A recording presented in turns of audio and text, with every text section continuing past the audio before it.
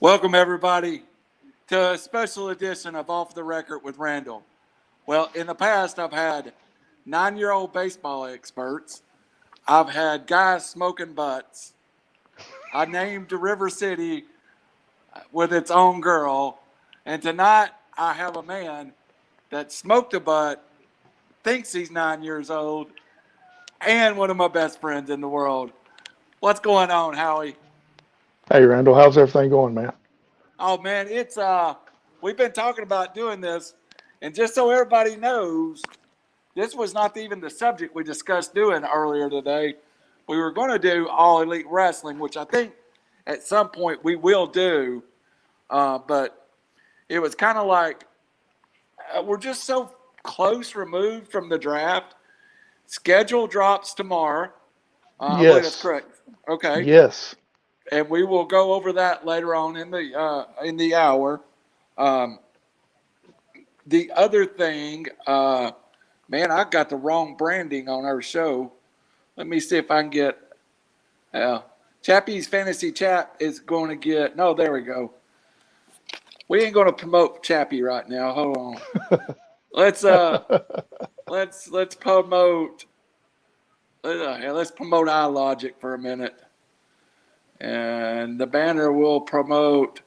We'll promote Chappie down in the banner. So, um, if everybody was wondering, yes, I just walked in the door and we started the show. Tonight we're going to talk about the Atlanta Falcons. A lot coming off of it. Howie and I both wearing it, both support it. Howie, that's a good place to start. It's not the first question I said I was going to ask you, but we'll get to the next one and you can talk a little longer. But how did you become a Falcons fan? Because I know what with me it's been a lifetime. So where did it start for you? It started for me when I was growing up. I was a big Cowboys fan. Danny White, Tony Dorsett, Everson Walls, the whole cast. But we couldn't get them on TV here. Back in the day, we had an antenna that would only pick up 6 channels, 3 out of Huntsville, 3 out of Chattanooga. And so we was limited on who we could watch, and it was like every week, regardless of who we wanted, we ended up watching Atlanta Falcons. And so if you watch something long enough and see something long enough, you're either going to hate it or love it. And I end up loving the Falcons. And so I still like the Cowboys. I just if they was a little bit closer, I might have I might go watch them play. But that is how I ended up watching and loving the Falcons. Is because I had to watch them every Sunday because that's the only thing we had on TV to watch football. What were they good when you started with them? Um, no, unfortunately, Okay, no. They wasn't real good because they were in the crazy division set up as far as they were in the, I believe they were called the West, NFC West, with right. the 49ers, Rams, and was it Saints? But I can't remember who the other one It was the was. Saints has always been in our division. Yes. Okay, so it'd be Rams, 49ers, and Saints. And of course, that was when the 49ers was in their glory days with Joe Montana and Jerry Rice and Roger Craig and that whole bunch, Dwight Clark. So, we knew twice a year there was going to be a whipping that we was going to see on a Sunday. And then, other than that, the other two in the division is kind of a coin flip as far as if they'd win or not. Right. So we kind of much knew that, if we had a 6-win season, that was kind of like our Super Bowl because it wasn't extremely good back then. Well, and that's funny, Howie. It's and I don't know that we've ever talked about this. When I was a little boy, was prior to Danny White. It was the Roger Staubach era, Right. and I switched to the Falcons in probably the 5th or 6th grade from the Okay. Cowboys, which was everybody's team. Right. Now, I don't root for the Cowboys now. I hate them, but but I came to the Falcons in 77, 78, 79, and they were pretty good. They made the playoffs, won a playoff game. It was the Grits Blitz. It was Steve Barkowski, William Andrews, Lynn Kane, Billy White Shoes Johnson.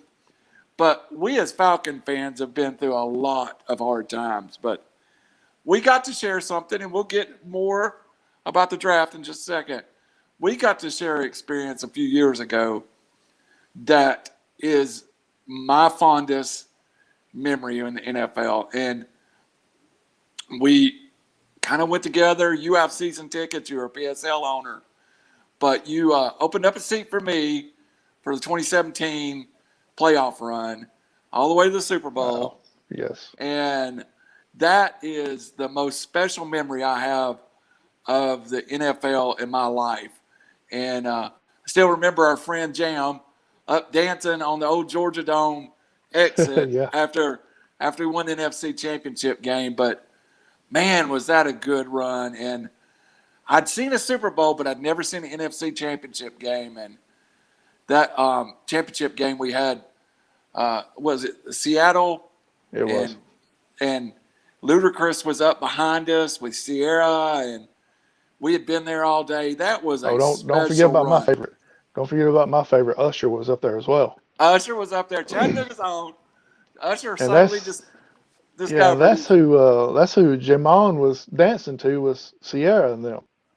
Okay, I Because didn't we know was that. already he was dancing to them. So but yeah, that was a great playoff run, a great season. You know, it was the last year in the Georgia Dome. Yeah, And that was a great way. Not very many teams can actually say, "Hey, we shut down a stadium with a win on the last game," right. because usually that don't happen. So it happened that year, and I agree with you, man. I've never seen you as nervous before a game. It was Um, horrible. I was trying to get you to go do this and do that. And he's like, man, just leave me alone. I'm just ready for the game to start. I'm nervous. Leave me alone. I So I was I was a mess. I mean, I wanted, and we all know what happened in the Super Bowl, but I wanted to win that Super Bowl so badly and get there. But I mean, I think I was at Tennessee's '98 national championship game, and I think I was more nervous at the Falcons game because going into the national championship game, I felt like my goal was accomplished by getting there. right, But with the Falcons, I felt like if you don't win this, it's all been for nothing. And right. for some reason, that year we just went to a bunch of games together. Matt Mhm. Ryan won an MVP, and it was, wow, was it something? So, um, I don't know if you remember or not, but I'm sure you do. We walked around. Unfortunately, they had the stage and everything, trophy presentation on the other end. We ended up right. walking over there and getting a little closer view of everything that went on. And I've never experienced anything like that. I've been to several playoff games that Atlanta has hosted there, but nothing like that championship game. It was unbelievable.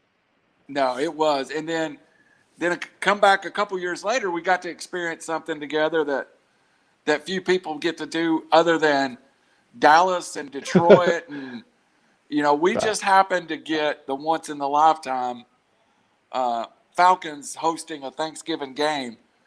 That was super, to me, it was special because I grew up watching the or playoff, or not playoff, but Thanksgiving Day Super Bowl or football. right. And I'm still thinking about losing the Super Bowl. I swear, that's all that's going through my head right now. But I grew up with Thanksgiving Day football, and we ate turkey in the Yeah. stadium. We tailgated at a Shoney's buffet. All you can eat Right. turkey. It was good. Believe it or Um, not, it was probably other than a home cooked meal, that was probably one of the best meals I think I've ever had. it was, and I don't know if it was just the excitement of the game or if it was that good, but it certainly. I remember to this day that I was like, I need to go. I need to go to a Shoney's again. So, Right. um, but that was a lot of fun, and I got it. I got some stuff shared. We'll stop sharing stuff now, and we'll just get into the heart of this broadcast. Um, we wanted to talk about the Falcons in relative to the 21 season, just to look back on 20, Howie. It was a tough year to be a Falcons fan, and it seemed like I've heard so many people say, "Oh, the defense was horrible. This was horrible." It was so frustrating. We had so many games won that would have changed the whole dimension of our season, and then it just fell apart. Right. The game, Todd Gurley scores, the huge lead at Dallas. It just seems like circumstances you don't even expect to lose a football game with. What were your impressions of the season? The Falcons created new ways to lose games. If it was a way to lose it, they done it, and then they ran out of those ways to lose, so they just created their own ways to lose. The onside kick uh, in Dallas, the the huge lead they had at home against Chicago that they gave up. It was just like you said, a lot of people made excuses or this or that, and a lot of it falls back. A lot of people says it's the offense, but if you're scoring 30 points a game, you should be winning. And so, the defense didn't get a stop when they needed it on a lot of Right. those times. And, you know, part If of it, Todd Gurley just falls right. down. Yeah, that's why I was thinking say if the offense would just get one or two first downs when they had the ball at the end of the game. But, it's still up to the defense to do their job as well. And a lot of times they didn't. Well, it it was a tough year. So if you lose Right. my feed for a minute while you're answering the question, think nothing of it. My camera's going to have to go off and go online. But Howie, let's start, and I prepared you for this. Let's start with last week. What is your impression of the draft? Well, I feel like it was a great draft for the Falcons, and it was one that they actually, yeah, they did address some of their needs, but also on the flip side, they actually went with the best player available, which hasn't happened for them in several years. And I heard the GM talking. He had a special thing for members only last night for about 20 minutes, 25 minutes, kind of like what we're doing now. And he said that all his decisions and all Coach Smith's decisions will be for the best of the team, to better the team, regardless of what it is, whether it be free agency, the I'm sure we'll get into it, but the rumor going around Atlanta is Julio may not be there when the season starts. I know that's breaking news for people, but but overall, back to the draft, you look at the number one pick. He said that he did say that they did talk to every team, and there wasn't a good enough trade to trade out of that fourth spot to give up a Kyle Pitts. Do we need a tight end? Not necessarily, but he could be one of those players that comes around once in a decade. So you Right. got to jump on it when you get a chance. But we also address some needs, and with the needs being out there, some of those needs were the best available players too. So it worked great for us. I like the draft. We won't get into the weeds on it, but we'll start just to touch on it. I thought you have a generational talent possibly in Kyle Pitts, Right. and it really came down. Don't you feel that Fontenot, and I think I'm saying that right, Fontenot, That's and why I just called him GM because I wasn't sure how to really pronounce it. GM Terry, how about that? GM Terry, and then Coach Smith. Right. That's an easy one. Uh, I feel like they think Matt Ryan has 3 to 5 years, Yes. 2 to 4 if you want to get conservative. And the logical thing, I think this draft proved the Falcons want to win now. And I think this draft Yes. says we're going to give a shot with what we have right now. Was that your impression too? Yeah, I mean, it's just like you said a while ago. We were in many of those games, and like we've talked, Texan talked about in the past, we could have easily been 8-8, 9-6 last year if, a play here and a play there.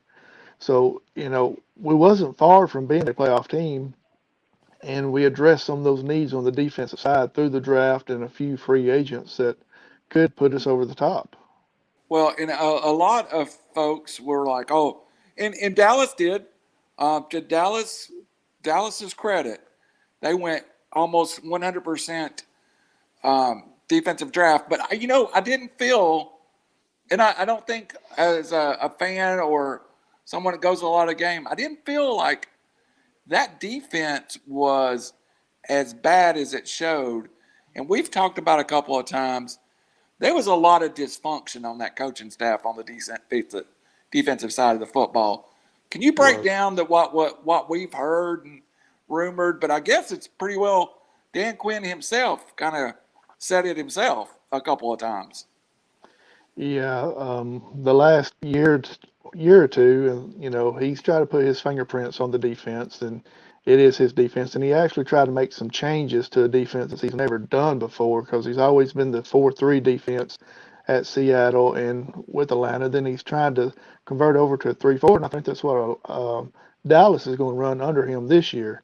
But the last year or so, what had happened was he had a defensive coordinator, quote unquote, but it was actually defensive coordinators by a grouping, because he had one guy calling first and second down defenses, then you had another guy calling third down defenses. So, to me, it's kind of like, we're both, for people who may not know it, we're both kind of hefty guys, so we like to eat. So let's use this comparison of you got one cook that starts cooking and gets 3/4 of the way done, then all of a sudden you bring somebody else in to try to finish it up. So it may not be as good. So Exactly. So that was the big rumor coming out of Atlanta. At one point he was technically the defensive coordinator, and then he fired himself Yes. and hired somebody else in, and then put him supposedly in charge of it. But then I can't think of the guy's name, but it ended up being Raheem Morris being the actual, I think, the third down coordinator. So, not necessarily, who knows? They might not have been on the same game plan, and it could easily cost you games. 100%. And you actually saw that, I feel like, in the games. Once you knew that fact, and you would see what they tried to do on first and second down, and then you would see what they tried to do on third down, it didn't make sense. The one time it felt like the defense had a little cohesion is when he just really turned it over to Raheem Morris. Right. But then he couldn't leave it alone. He had to meddle with it again. And once he did that, it just never felt to have any rhythm. Almost Continuity. scheme. Yeah, continuity is a great word. So Yeah, as you said, I went to 8 of the games over the last couple of years, and the one thing you kind of don't see on TV that you can see in person is, to me, the players couldn't get into a rhythm because they were swapping them in and out, left and right, and they'd play one play, be out of play or two, and then put them back in. And you can't get a rhythm to a game if you're in and out every other play. right, and players would disappear completely. We Yeah, talk a lot about DeAndre Sent, was a third-round pick 2 years ago that just disappeared. Played a lot his rookie year, just disappeared off the face of the earth last year. he was inactive for, I think, not 100% sure, but I think he was inactive for about 14 of the games this past year, maybe 13, 14 games. How can you get any rhythm going on? How can you get a flow of the game? The only one that they kept out there on a regular basis, well, not the only one, but the three that they kept out there was Grady Jarrett, Deion Jones, and Keanu Neal were the three that stayed out there on the field more than anybody, I think, on the defensive side. Right. And so everybody else, you linemen, I mean, back in the day, did you ever see Lawrence Taylor take a down off? Some of the other great defensive people, John Randall, did he ever take a play off? I don't know if it's conditioning. I don't know what the deal was, but they were swapping defensive linemen in and out like crazy. And I just feel like they couldn't get a rhythm to the game. Right. Right. And the offense played well at times. I think the Todd Gurley experiment was probably a year too late. Yeah. I mean, Gurley is a old 27 or 28. I mean, he's just not the same back he was. And we all had hope that he would be, but he just wasn't the same back. Julio's Julio. Calvin Ridley's Calvin Ridley. Right. Probably didn't get as much out of Hayden Hurst as we thought we should.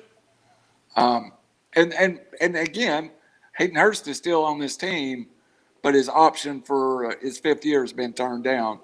So it's obvious that next year, whatever role he has, he's probably gone at the end of next year. Of course, you spend a 4th overall on Kyle Pitts. You kind of understand. Offense, though, I mean, averaged high 20s. Never really, outside of a couple of situations, stunk the place up. Had a really bad game against the Saints. We were there for that one. Or no, you were there. I wasn't there. I'm confused in years in 2019. But really, just the offense can be good. And I guess that's our moving point to start towards this year. The first thing I want to ask you about, and let's start here. Schedule releases tomorrow. Schedule is, to me, is very manageable. Mm-hmm. Of course, you play the Bucs twice. You play the Panthers twice. You play the Saints twice. Right. You play at home. You get the Eagles, and you get the Lions. Well, I mean, basically, you're going to go against the NFC East, or the NFC East. So that the only team in there that's could show would be the Cowboys, only because they got their offense coming back, but it looks like they're going to have a whole new defense. So you don't know how quick they're going to gel.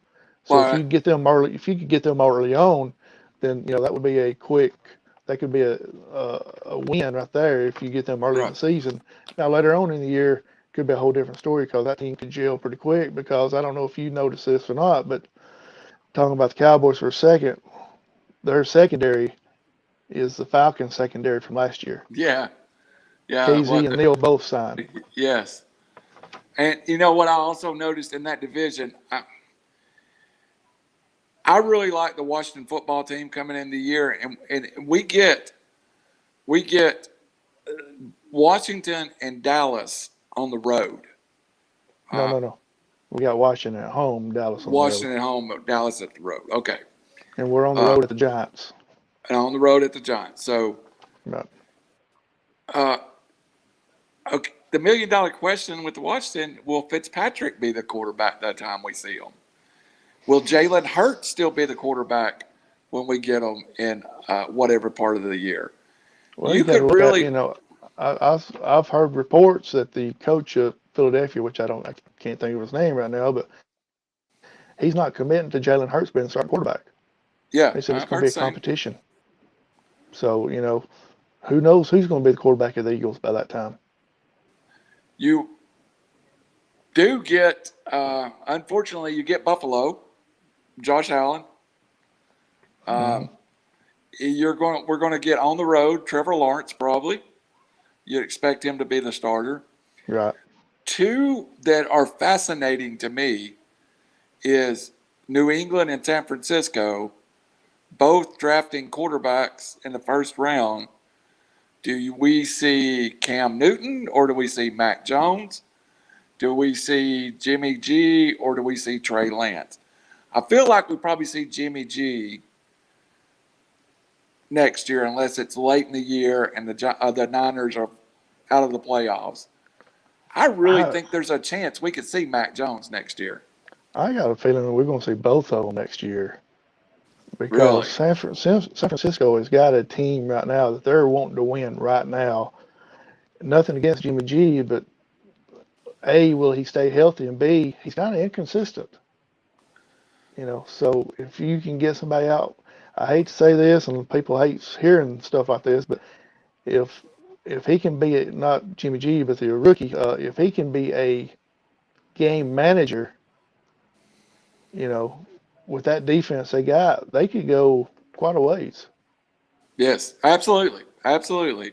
So to break it down, Eagles, Washington football team, Patriots, Saints, Lions, Jets, Panthers, Bucs at home, Dallas, New York, Buffalo, the Dolphins, San Francisco, New Orleans, the Panthers, the Bucs, and the Jags on the road.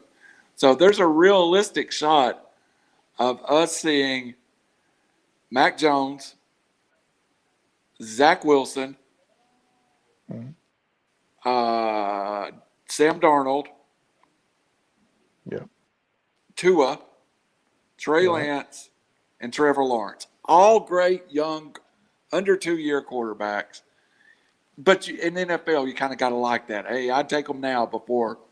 You certainly would prefer that to playing Aaron Rodgers, Russell Wilson, uh, you know, the elite. So Well, it is the there's last. one that you kind of forgot to mention, and that could be, who will the Saints quarterback be? Taysom That Hill, or or will it be Jameis Winston. Jameis Yeah. Winston? Yeah, good point. Good point. I seem to think it's going to be Jameis Winston, but I don't know if we know until it comes that time. So And we could it, actually face, we'll face Brady twice, um, Tua once, Allen once, and then not sure how the recovery for the Cowboys quarterback. I don't know why he's slipping my name right now, Prescott. yeah, But we could be facing all new quarterbacks at all these new teams. yeah. And, you know, it's interesting because you felt like last year we just ran into hot football teams Right. at the wrong time. So the schedule, now we could lose a home game Hmm. because we are playing in one of the international games. So we could Right. end up, and we've added a road game. So you could end up with 7 home games, 1 international game, and 9 road games, which a little different, but it Yeah. is what it is. So But any, luckily, we've only got one trip to the West Coast. Everything else is Central East. So, that's always a big plus when you don't have to go to the West very, very much. The only I, West team we'll play before the 49ers. So everything else will be basically East Coast. yeah, yeah, that's another good point. Uh, yeah, one game, one 4 o'clock game. It looks like. Mhm. Yeah. And who So knows, that could be a Thursday night game or a Monday night game or something. So it may not even really affect them at all. let's talk about the strengths and the weakness of this team. We think is putting together. Now I wrote down mine. Let me get your gut impression. I gave the team 2 strengths. Um, one being, I think's obvious, wide receiver and tight end. If you keep Julio, it's an A plus easily, and even without Julio, it's still the strength of this football team. Absolutely. They've got receivers and receivers on top of receivers because, we were bringing people seemed like they was bringing people off the streets to run and go routes, and Matt Ryan's just throwing it up and they're running underneath the ball there. But they've got several receivers that are coming back this year that was there last year. It's been there for 2 or 3 years. So you would hope that Ryan's got that continuity with those guys, working with them. Zacchaeus got hurt late in the season last year. I think he could be a contributor. You got Russell Gage. Russell Gage could be a number 2 at any other team, but with this team right now, he's a 3. You also got, of course, you got some guy named Jones that does pretty good every once in a while, and then you got the Ridley kid too. So wide receivers, they're very strong on, and some of those guys, all you gotta do is just throw the ball up. They're gonna go after it. They're gonna catch it. So and as far as I know, every one of them's willing to go across the middle. That's something you don't hear superstar receivers that's willing to do very often. But they're willing to go across the middle and catch that ball if they have to. So I rated this group as an A plus with Julio. Without Julio, I said they were an A minus. Is that Yeah, in your head what it sounds like to you? yeah, I agree. And I keep on. We've talked several times, and I keep on harping about this, but Cordell Patterson could be slipped out there every once in a while as wide receiver too. You know, I thought and I had Tennessee hat on for a second. but with that, with his size and everything, he could be a great asset as far as as a wide receiver as well. Run Moving that to the, slip string, run a slip screen to him, and that's basically like him being a punt returner. absolutely. Hey, Cordell, his issue has never been his issue has never been that he wasn't a good enough athlete to play in the NFL or anywhere. It's been he's just not a natural wide receiver, and he's got about 2 routes he could run. Interesting. We'll talk about him more in a minute down here in the razor thin area. Right. But I rate it quarterback as a strength. And I'm not just rating off of Matt Ryan. I really think the sign of A.J. Mccarron was a perfect backup for Atlanta. One, he's semi-local, very popular. Yes. And like Schaub, kind of has the same game as Matt Ryan. It made sense to me. And then a third quarterback, and he could be a guy that's off the roster next year. But you definitely signed an undrafted free agent with all the talent in the world with Filippo Franks. He can throw the ball a mile. He's 6'6", huge arm. Had a great year at Arkansas after leaving Florida. I gave this group a strength. I think it really is a strength of the team. I would probably rate it a B, a solid B. Yeah. A.J. McCarron. I liked A.J. McCarron ever since he was at Alabama. I think he's just hit a bad luck, and by being, he was drafted by Cincinnati, which already had Big Red up there, and then he ended up going to Oakland and being behind David Carr. Seems like everywhere he's went, he's been behind a superstar quarterback. Right. But I think he could be actually a good quarterback in the NFL if someone would give him a chance. But he's getting, I mean, he's not very old, but quarterback standards, he is kind of getting up in age a little bit. So him coming in, I think was a great signing because, if I'm mistaken, got him at league minimum. So it didn't really hurt on the salary cap. And, that's one thing that we're struggling with, the salary cap. But anyway, it's, and like you said, Franks could be a X factor. He could be on the practice squad just to be ready to step in if he needed to. He definitely makes the football team. They're only carrying 3 quarterbacks.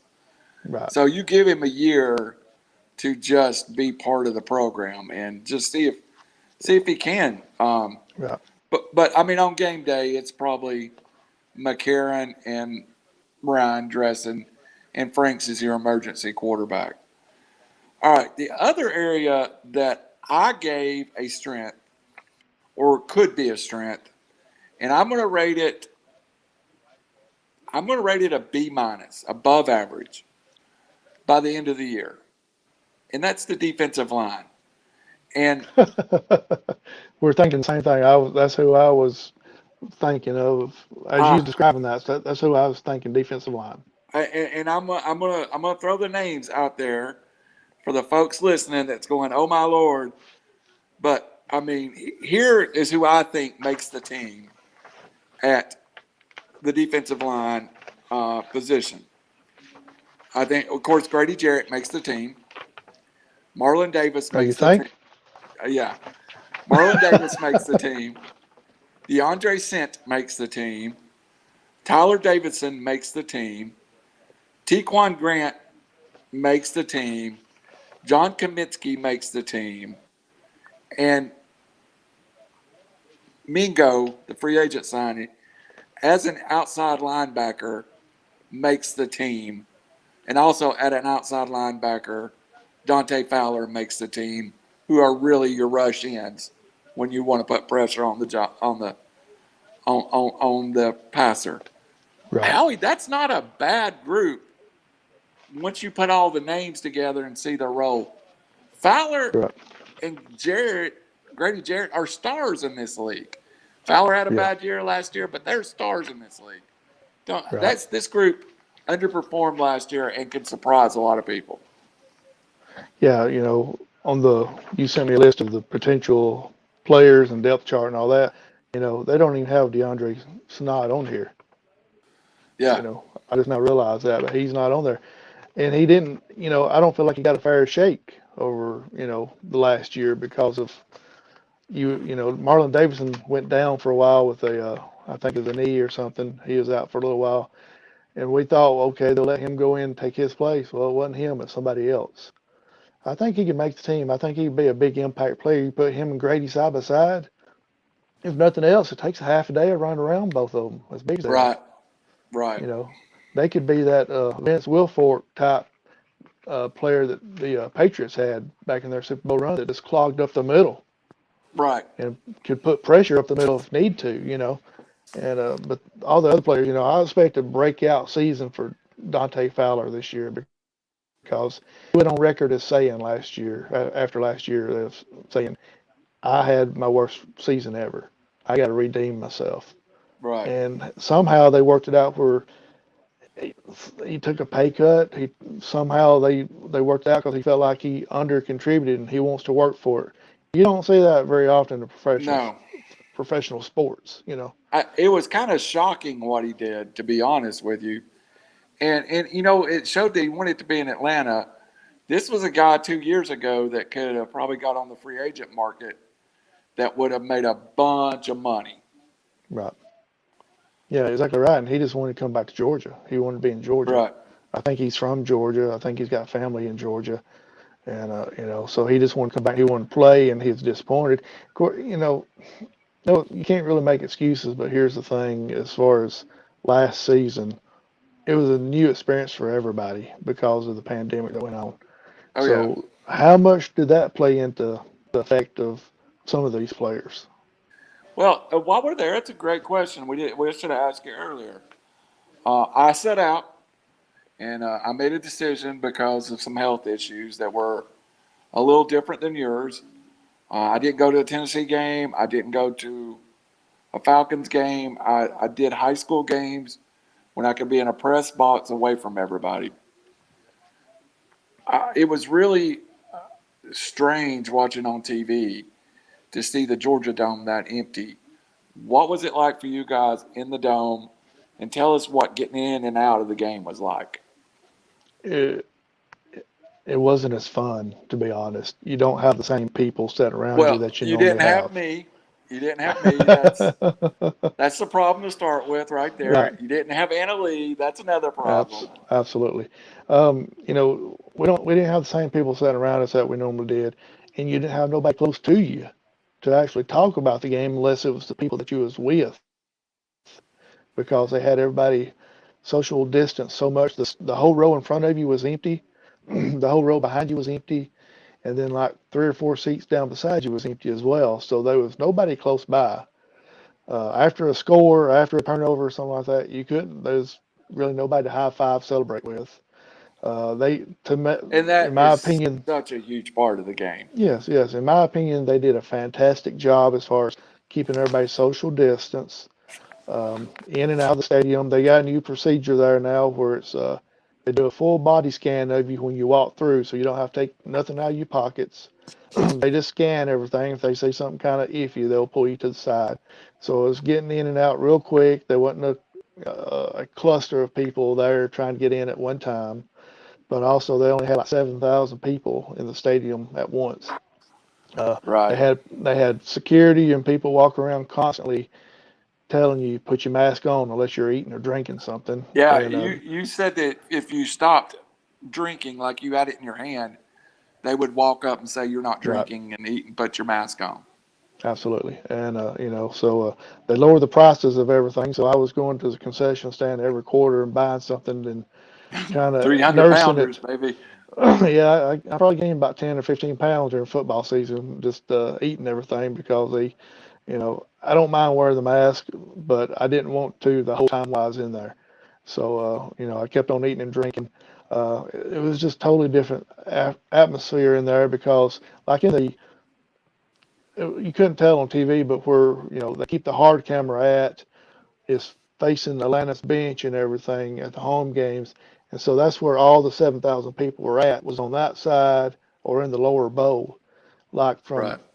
about halfway on the about halfway of the end zone around behind the hard camera there was nobody sitting there. They limited the people to just being in certain areas and to make it appear that there's more people there than really was. But like I said, it was like between 6 and 7,000 people there. I just learned that there's a setting on this that mutes my camera without me even knowing it. I couldn't see you, and you were talking. I was like, wow, I don't even know if you were seeing me. Um, did they close off whole sections, or did they 2 people, 6 people, 2 people? I mean, did they just kind of spread everybody out? Yeah, they just spread everybody out. It was like on the row that I sat in, which is I wasn't in my regular row, but I was in my regular section. Right. Um, the first 4 seats was mine for the whole year, and then they had like 3 seats blocked off, then they had like 4 more opened up, and then 3 blocked off, 4 more opened up like that, and it was pretty much like that all the way around the stadium. So they did try to keep everybody apart as much as possible. So plug real fast. Here at 8 o'clock, it'll be Robbie and Raj and I. Robbie coming in with a sore throat tonight. Got a little cold going, but he's still going to be there with our normal 3-hour broadcast. That'll be at the top of the air. We'll finish up here about 7:30, and then we'll take about a 30-minute break and move on to 3-hour sport. Howie, let's get back now. That's a great breakdown, man. I'm glad you brought that point. Let's get to the next area that I rated could be a strength, and this one I'm going to give a B minus, C plus. It's the area that I think has the talent to be a strength of the team, but boy, we need some stuff to break right. Let's talk about the offensive line. Spent 2 more draft picks on offensive linemen. Spent 2 high picks last year on linemen. We've really overhauled that line. Let Alex Mack walk to San Francisco at the end of the year. The line, to me, it looks. Let me pull up my little cheat sheet here. I had the starting offensive line as. Here we go. Let's Jake Matthews at left tackle. I had Jalen Mayfield winning the left guard starting position. Matt Hennessy as a center. Right. Lindstrom winning the right guard job. McGarry winning the right tackle job. That would be basically 4 new starters from 3 years ago. Going, Dahlman, Andrews, Hardgrave make the team. Well, that's a Right. lot of really high draft picks. And you've got to feel like they've invested and believe in. I mean, you basically took Dahlman this year and in the 4th round, and you said, you're just going to be my backup center and my backup guard. Do you think the offensive line can be a strength of this team? It can be. You got him, Dolman, as a backup center, which is possible. But Josh Andrews has made the statement, I'm coming in and winning that position. He had a bad year with the New York Jets last year, which I don't know of very many players that had a good year with the New York Jets last year. But anyway, he wants to prove himself. He feels like he's got, what's he saying, he's got more left in the tank. And so he wants to prove himself and come out and get that starting position.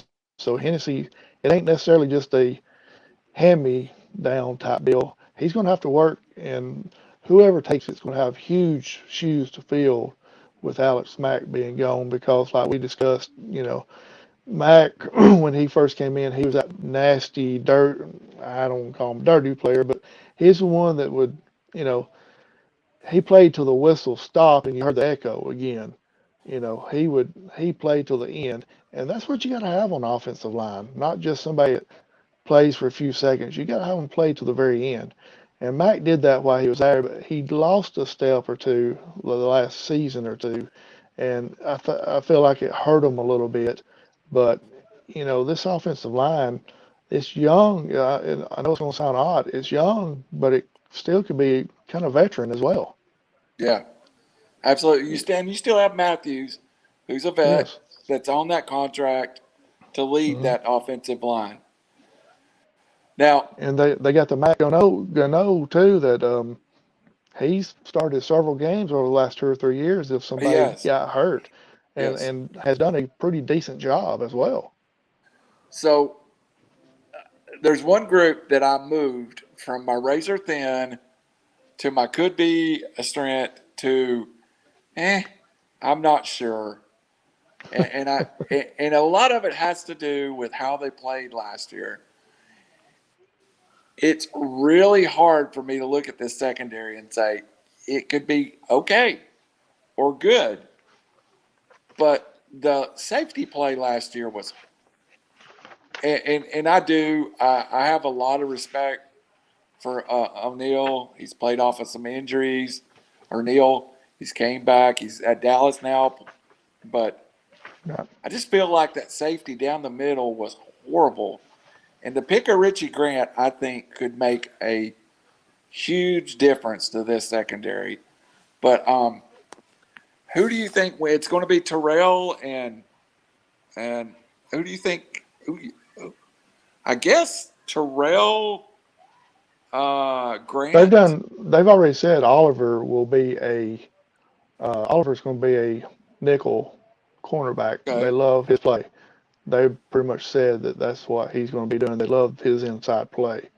So as far as cornerback, it's got to be Terrell or uh, Fabian Moreau. maybe Moreau. Maybe one of the rookies come in and just plays lights Oh, out and does it. Hall or Williams one. And okay. then could Williams be the famous kid out of yeah, he's one out of Boise State that's a special team specialist as well. Yeah, yeah. Could he be I'm not comparing him to this player or saying he is this player, but could he be maybe a second coming or a baby prime time coming in, being able to be a shutdown corner slash punt returner? Okay. Could he Now, be? I don't know. you don't know till he gets there. Right. And and I do like him. I like Jalen Hawkins too. Hmm. I feel and the safety they drafted. I feel like Oliver at the nickel makes sense. Um, you've got to have something out of Hall or Williams, one of the two. It's Right. got to be your backup corner. Then you move over to safety, and the team didn't have a lot of money, but they did spend a little money on Deron Hamden or Harmon. Right. Drafted Grant. Eric Harris is back there, and then you got Hawkins, who they picked up, and T.J. Green. And you got to think if they spent money on Harmon, it's probably Grant and Harmon at Right. safety, and that's such a better combination of safeties than last year, in my opinion. Well, we have discussed this in the past, and it boils down to the defense that they were trying to run last year. It kept Keanu Neal in the box the whole time. Yeah, He absolutely. he was another linebacker. He was technically called a safety, but he spent more time in the box than a lot of the linemen did. Yeah, So, and I'm glad to see that we got basically a whole new secondary when it comes to safeties because of you just don't know, how good could have the Falcons defense been last year if they didn't have two different defensive coordinators basically. right, They did do better in the second half of the season because it was down to one defensive coordinator.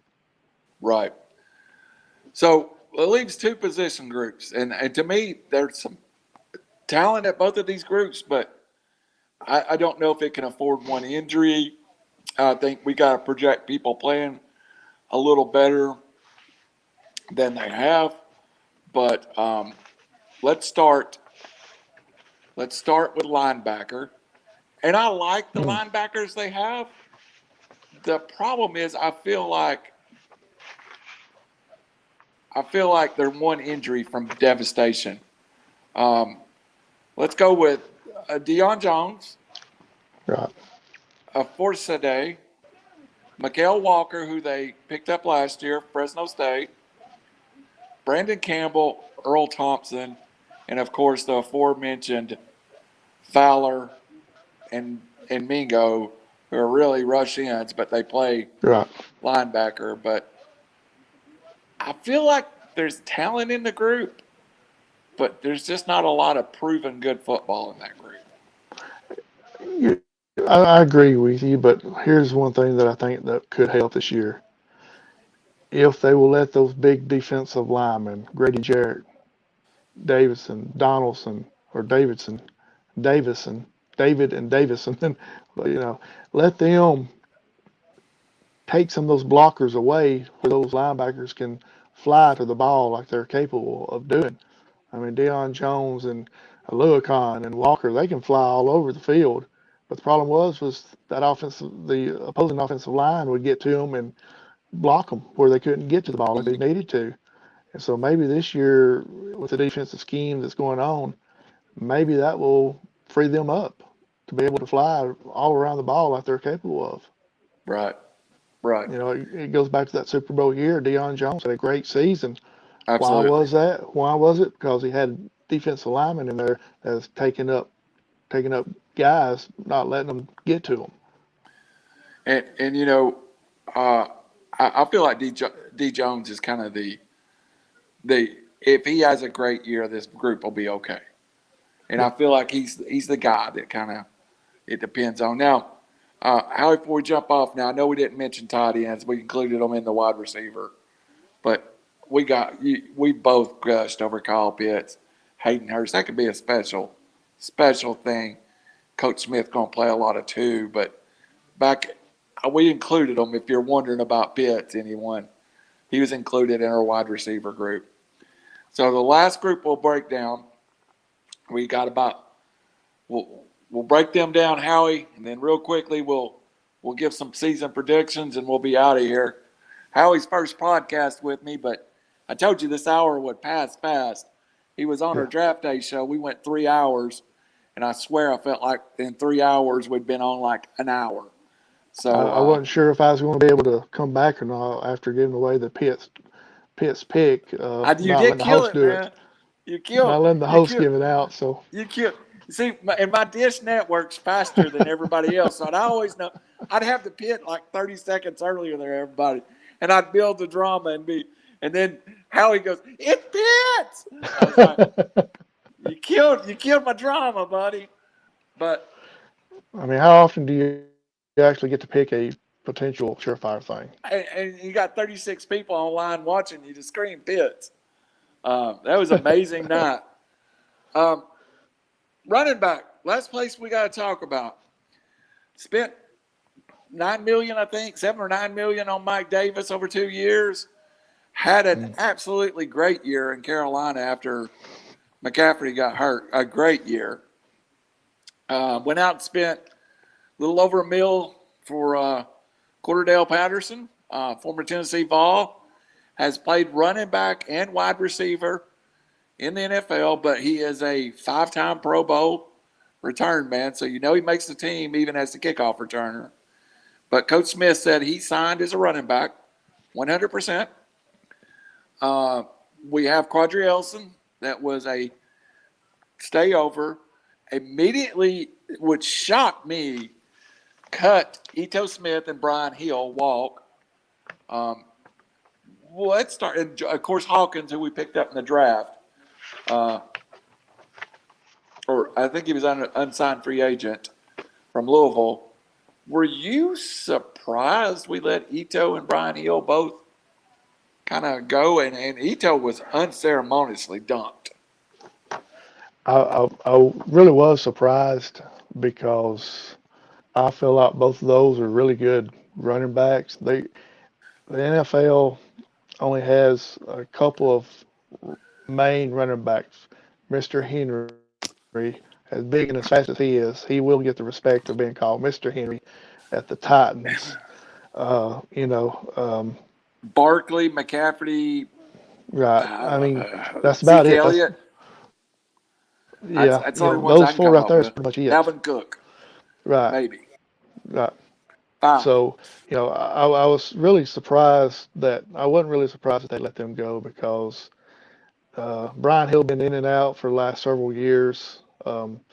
Ito was drafted about 3 years ago, I think it was, and I thought he could actually would be a good running back. But Smith is one of these. He's going to pound the ball, run the ball, pound the ball, run the ball, and then once you get tired of pounding and running the ball, he's going to pound the ball and run the ball some more. So, it didn't surprise me that they let those go because they're a little bit smaller backs than probably Yeah. what he wanted. So GM Terry yesterday on that call, it was asked about, hey, why did we not draft a running back? He said we had our eyes on some that we knew that wasn't going to get drafted, and we ended up getting them. And that's the kid out of Ball State, Caleb Huntley, Uh-huh. and the other one was I'm looking for him right now, real quick. Hawkins, Louisville. Hawkins, Louisville, yeah. Yeah. He said they will open up some eyes this year. He said they will play and they will open up some eyes this year. So apparently they got who they wanted without actually having to draft them. And Hawkins, um, he's a smaller back, but when you watched a little bit of film that was available for him on YouTube, he, outside of being small, he was a very effective back, and I Right. really kind of like that. You get him basically free. So that's interesting. So he did say that in He the said conference call. if I ain't mistaken, that was his exact words was they will open up some eyes. They will be playing come Sundays.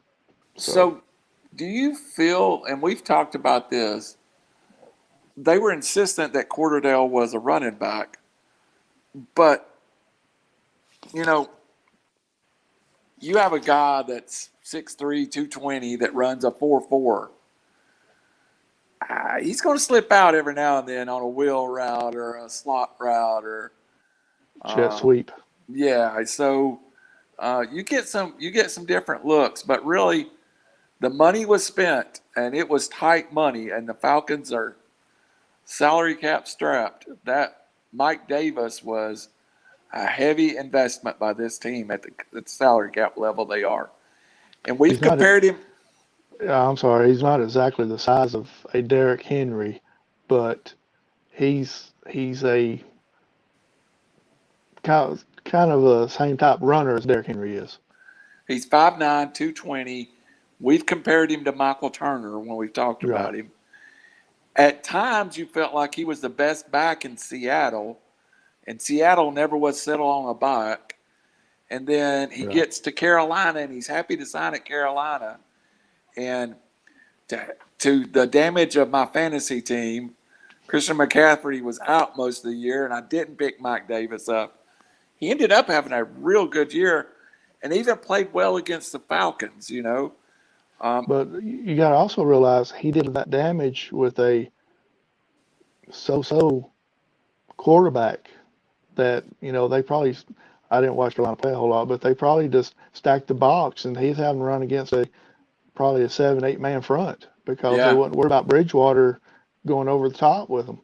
Well, they certainly got him out of town quickly. So Right. I do like Sam Darnold going to Carolina, though. I mean, that I will say that carries. Sorry about that, everybody. Been a long day. That kind of surprised me, and I like that for the division because the division outside of Brady and Ryan, the other two teams is in a little bit of a state of chaos. So, all right, Howie. I'll Clock's go as got. far as saying as both teams are in rebuilding stages as far as New Orleans and Carolina right Oh now. yeah. And I think Carolina had a good draft. I hated New Orleans' draft. I don't know if you watched the recap. I rated New Orleans at the bottom of the division at one of the worst drafts. I didn't understand the Peyton Turner pick. I didn't understand the Ian Book pick. They made some nice picks, but there was a couple of picks that just was head scratching to me. So last minute of the show, Howie, I've had a great time, and we'll bring Howie back. And folks, you're going to have to indulge me because I try to stay away from the Falcons when I'm doing my normal shows, Howie. But just like I tell Chappie every now and then, outside of the Tennessee Vols, I believe the Atlanta Falcons through and through, and you've seen that. And I don't think people realize it that know me, Howie. I love the Vols, and I'm a Tennessee fan, a Tennessee graduate, but God, I love the Falcons. And you've seen me just wrenched with agony over the Atlanta Falcons at times. And last year just tore me up, man. I was heartbroken. It's just like I said earlier. I've never seen you so nervous or I don't know what the word was before the championship game back 3 years ago. I was so scared And of losing. For people out there that don't realize this man right here, Randall Cunningham, will wear a jersey to the stadium and then swap jerseys once we get there and put on a different jersey. You know, I got my actual game day here on right now. Inside, the one I wear inside the Georgia Dome, or Right. inside the Mercedes-Benz. Howie, I hate to break with tradition, and I've wore this Matt Ryan. It's still a Reebok, but I think I'm ordering me a Pitts jersey. I'm really excited about Pitts. So Yeah, Pitts. we Pitts is don't going have to be a superstar. we don't have the schedule, but I'm going to have you make a prediction. What percentage do the Falcons make the playoffs? Oh, I think it's a 70% chance they make playoffs. I was going to go 60. I'm And not I going know to say they'll win everybody. the division. I'm not going to say they'll win the division because as long as you got number TB12 down in Tampa, Yeah. it's going to be hard to beat him. But the way the playoff format is right now and the disarray of all the other teams, Atlanta could have a good year this year. I see us sneaking in like 10-7, Yeah. getting into the playoffs, something like that. It's hard to get used to saying 10-7. Yeah, I know. It's been 10-6 forever. So, all right, Howie, for River City Media, Off the Record with Randall. It's been a great hour. Howie, do you have any final thoughts? Just get out and get you some gas before it all gets gone and rise up. Rise up. We'll be back in about a half hour. Thank you, Howie. Thanks, sir. Stay with me.